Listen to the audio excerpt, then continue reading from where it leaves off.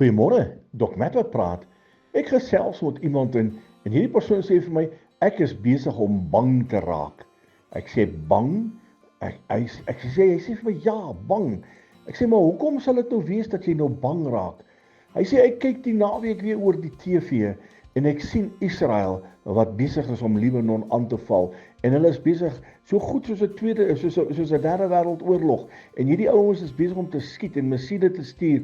En elke dag is daar soveel mense dood, soveel mense weer beseer, soveel kinders, soveel onskuldige kinders.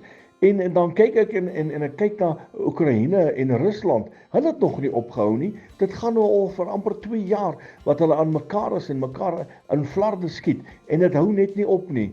En dan kyk ek daar amper elke land in die wêreld is daar oorstromings. Een oorstroming na die ander oorstroming. Hier in Afrika is daar soveel mense wat sterf van die honger.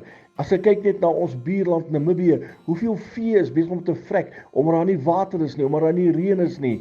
Hy sê ek is bekommerd.